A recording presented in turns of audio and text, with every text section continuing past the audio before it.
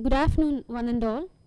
The Department of Applied Science welcomes you all to this interactive session with the Nobel laureate Dr. David J. Gross.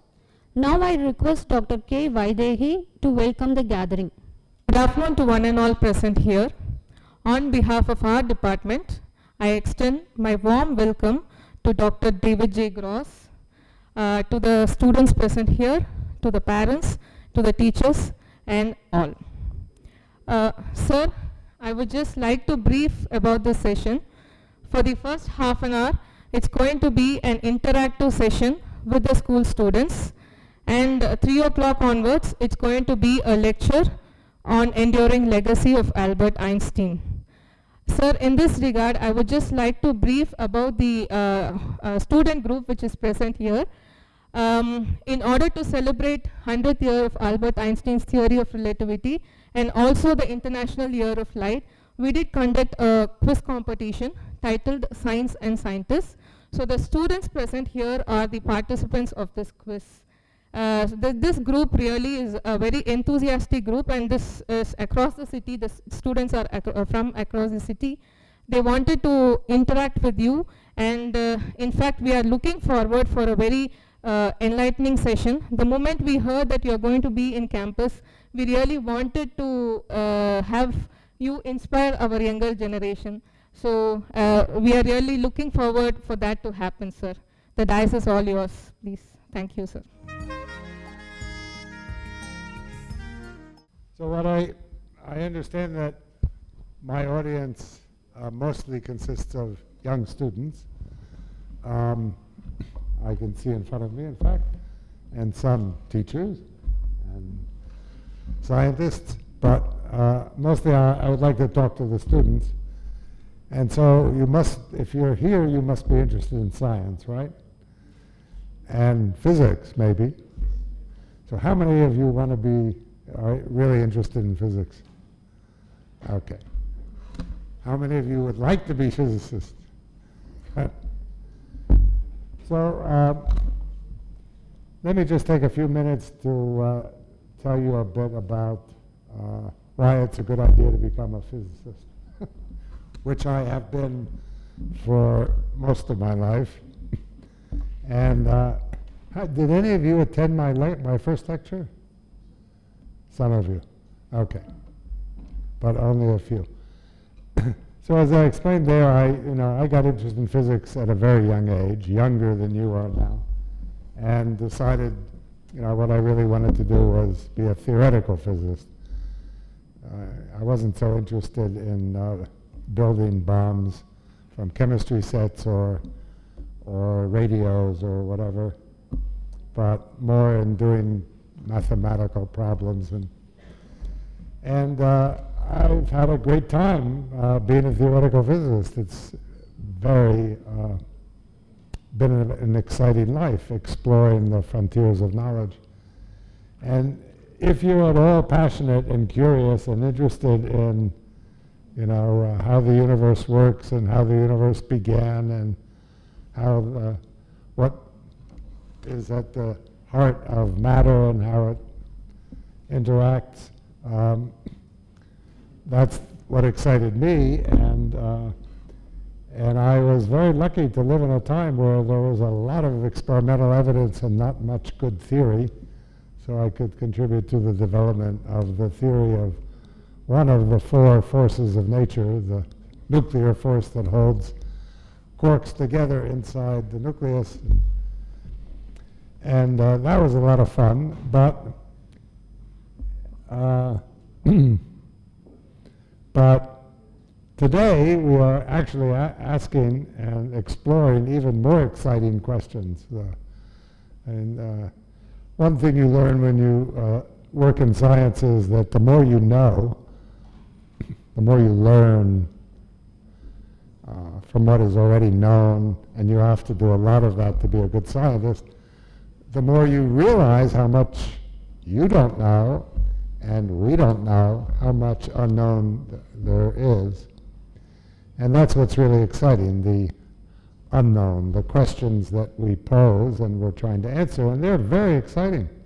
We've learned that most of the matter in the universe is some kind of strange matter called dark matter that, and we're not sure what that is, but we're going to find out in your lifetime. We have learned a lot about the history of the universe from its very beginning through 13.72 years of growth and expansion, but there's a lot we don't know about how it began and how it will end.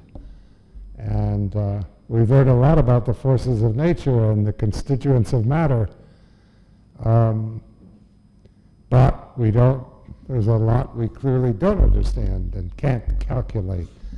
And so there are more wonderful questions today that you can help answer than there were when I was your age. So far, we're not running out of new questions and exciting things to explore. And if you are lucky enough to succeed and become able to pursue research in fundamental science, it's really a great life, I must tell you, because you're more or less can spend your life working hard, and you have to work hard, but doing what you really enjoy doing and pursuing great ideas. What could be more exciting? And you get paid for it. And you work together with other people. I mean, there's a myth in mass culture that scientists are these nerdy people who work alone in some musty laboratory and can't get a date. That is totally false. Scientists actually talk to each other and collaborate and work together much more than artists or musicians or just about any other field. They have to, especially theorists who don't have to work in laboratories with complicated machines and raise a lot of money. They continually talk to, so I direct an institute, I just stepped down, directed an institute in Santa Barbara, California, where we bring together about 1,000 theoretical physicists a year to work on questions at the frontiers of physics. And what does it mean, work? Well, they give lectures to each other and criticize each other and argue with each other and work together and stand at the blackboard for hours and hours. And they're very interactive, in other words. And then if you're a physicist or a scientist of any kind, you will have colleagues around the world. Any country you go to, you'll find somebody who's working on the same subjects. You'll have friends in every country around the world in this common culture of science. So it's a great life, and if you're passionate, as I can sense that some of you are, go for it, and don't be ambitious. So look, best thing to do now is to have a dialogue, interaction, ask questions, anything you want from the young people. Is there a microphone or something?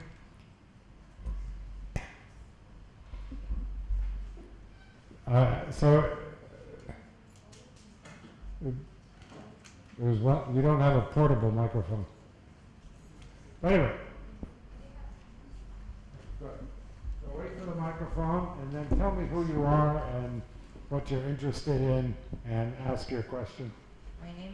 My name is R. Venkatesh. I'm from C.V. Raman Institute of IIT JE. So does antimatter really exist? Definitely. Antimatter was one of the great triumphs of theoretical physics.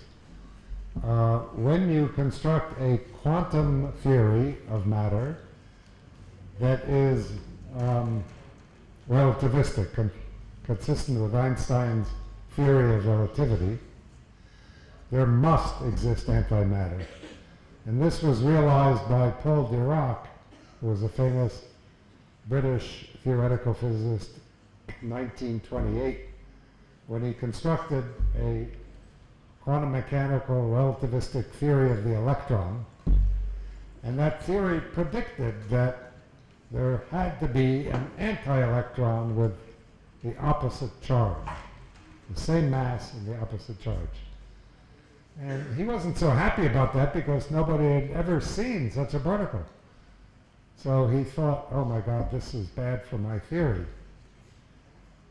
But 3 years later, that anti-particle we now call the positron, because it has a positive electric charge, the same mass as the electron, but opposite charge, was observed. And it was then realized that in relativistic quantum mechanics, if you have a particle, so what is a particle? It's a point-like object and it has certain properties. One of them is its mass, also its spin, how fast it's rotating, and maybe a charge, like the electric charge. There must exist an antiparticle with the same mass, the same spin, and the opposite charge. Because of that, you can make, if you just have pure energy, you can produce a pair of particle-antiparticle, because charge is conserved. So you can't just produce one electron, otherwise you'd create charge. Charge can't be created or destroyed, but you can produce an electron and a positron. And that was then realized that every particle must be an antiparticle. We still believe that. All our advances in understanding of relativistic quantum mechanics and string theory, whatever, it's still one of the basic principles that there's a symmetry between matter and antimatter. Now, some matter, some particles, are their own antiparticles. If they don't have a charge, if they're neutral, they can be their own antiparticles. For example, light is both a wave and a particle in quantum theory.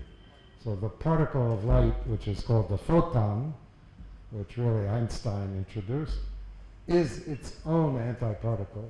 So photon has no electric charge. But charged particles have distinct antiparticles, and that seems to be a feature of nature that will survive. However, there's a good, you see, a question like that can be, you can go on for an hour. It is, however, true that in this room there's no antimatter.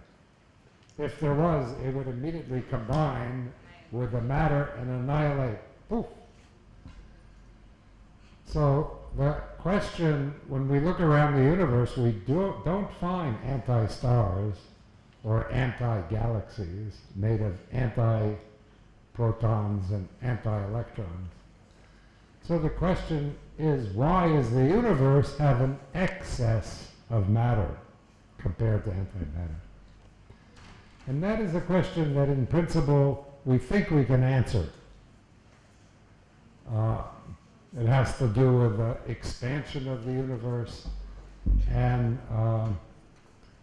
it has to do with certain processes that we understand very well. But so far we've been unable to calculate how much matter there is left in the universe. And that's a good question you can work on. Hi, my name is Nuthan. Is what? Nuthan, and I'm from PSG College of Technology. This is a rather personal question, sir. In your history of collaborating with scientists, what is one single anecdote that you would like to share with us? Sorry, is it an anecdote about collaborations?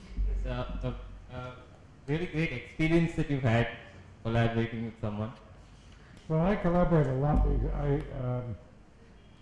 First, when I like to work with my students as opposed to giving them a problem and having them come back. So I collaborate with students and then with colleagues. I find personally that when one is talking about a problem and bouncing ideas off someone else who is smart, I learn a lot about what is going on in my own head that I don't recognize. I mean, I think a lot of intellectual work is done by the unconscious. And one way that comes out is when you're discussing with other people. And so I find it very helpful. But in theoretical physics in general, there's a lot of collaboration. I think most papers are written by 3, 4, sometimes more authors.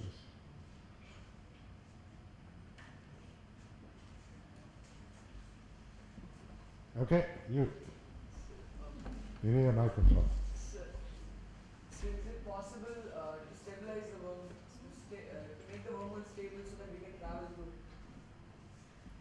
To make the world more stable. What? The world. Wormhole. Oh. So in Einstein's theory of relativity, you can imagine or construct space-times where there's a wormhole. So that, for example, this region of space might be connected to another region of space which normally would be very far away if you went outside the wormhole. Have you seen Interstellar?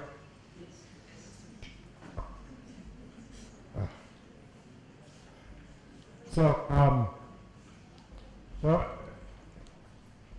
wormholes like that are extremely unlikely.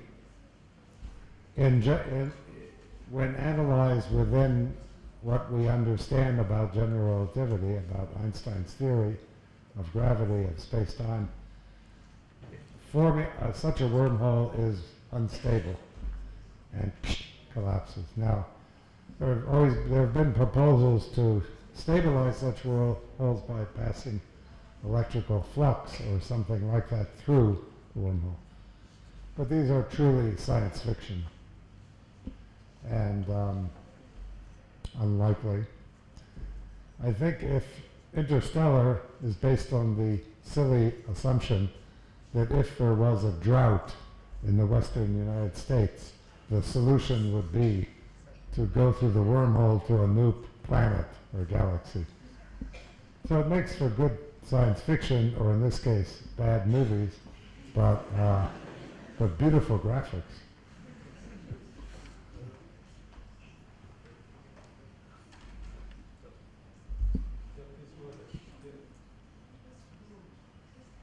What are your thoughts on privatization of space organizations? Say it again? What are your thoughts on privatization of space organizations? Privatization of what? Space organizations like Oh. SpaceX. Yeah, so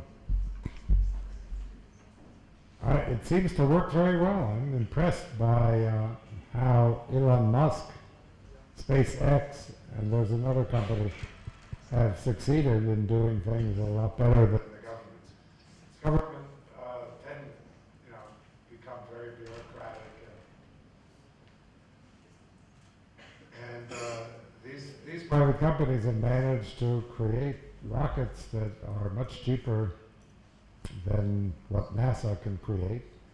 And as you know, the first time they have a rocket that landed back on Earth, so it can be reused, so that's very useful for going to space. Now, personally, I'm not a great enthusiast of going to Mars or something like that, because I think it's kind of a waste of money, in the sense that we should send a lot of robots to Mars. We already have very, very clever robots on Mars, and we can all, you can on the internet go to the NASA website and see pictures of the rover moving around. To take a man to Mars is extremely difficult. You have to shield them from cosmic rays so they don't get cancer. You have to make the water that they'll live on and the food, and it's unbelievably costly. And then you have a man in some kind of clunky suit moving around. The robots don't have to breathe oxygen. They're much more versatile.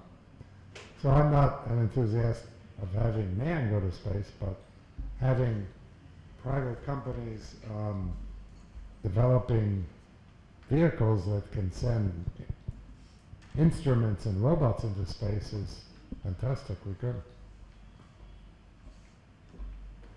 Yes?